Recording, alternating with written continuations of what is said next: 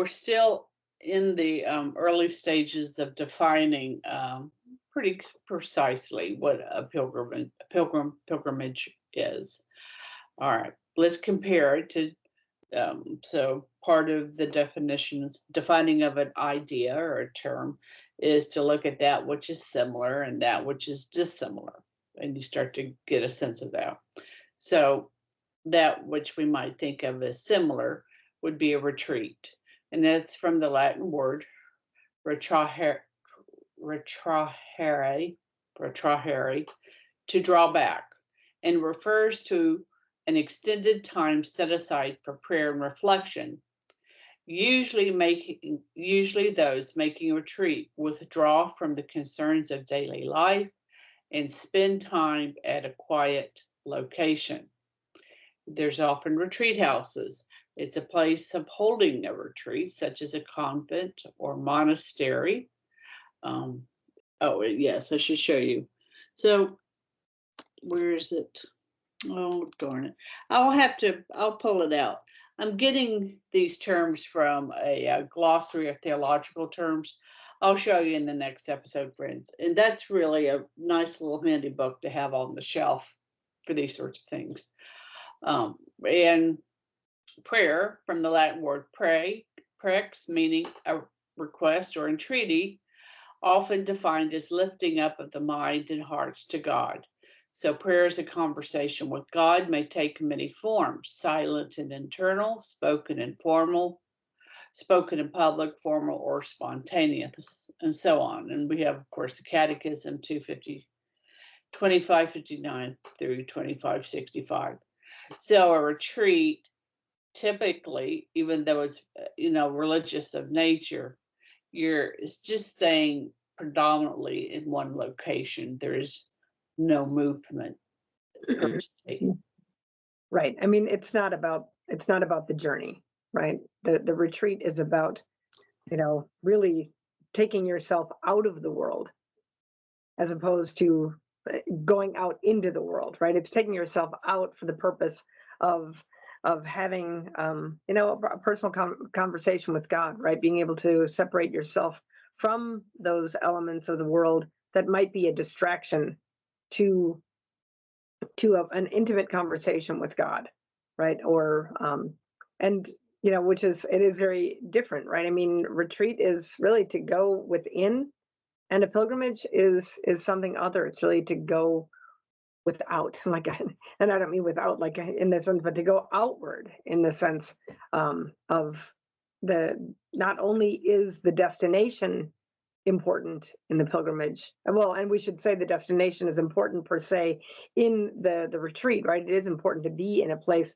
that is consecrated or holy, that is kind of set apart for this interior recollection. But how you get there does not have much bearing on unless it goes south, right? In which case, then you can have a bad retreat. No, just joking.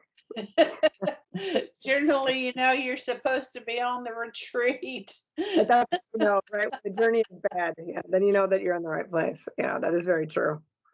Yes, so true. Yes. Yes. Okay. Vacation. So that would, if you will, that would be the contra to a pilgrimage. So it's late 14th century. It comes from it means freedom from obligations, leisure, and release from some activity or occupation. So the old French word vacation, vacancy, vacant position, and directly from the Latin vacationum, the nominative is vacatio, which means leisure, freedom, exemption, of being free from duty and immunity earned by service. It's a noun of state from past participle stem of vacare, to be empty or free or at leisure. Empty and free, and that's really the common understanding of vacation, is really an opposite idea from pilgrimage, because you're seeking your own pilgrimage so that you aren't empty And in a sense, there is a binding to Right. God in a way. Right. I think that a priest once said, you know, can you drive while praying a rosary? No. But can you pray a rosary while driving? Yes.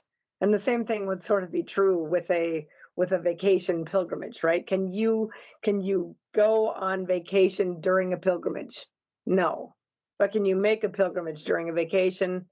Yes, right? So they're not the same end, right? They don't have the same purpose. A vacation is really for the temporal happiness of the person, right? I mean, it doesn't not impact your soul, but it's temporal happiness, not its eternal happiness. But a pilgrimage is specifically not directed towards a temporal happiness. It is other directed towards an eternal happiness. And so, you know, you can fit a temporal happiness within an eternal happiness, but you can't fit an eternal happiness within a temporal happiness. So, you know, just kind of a way to think about it. So, like, let's say, you know, you were going to go to Europe on vacation, and the opportunity presented itself during that vacation to take a pilgrimage to one of the famous holy sites.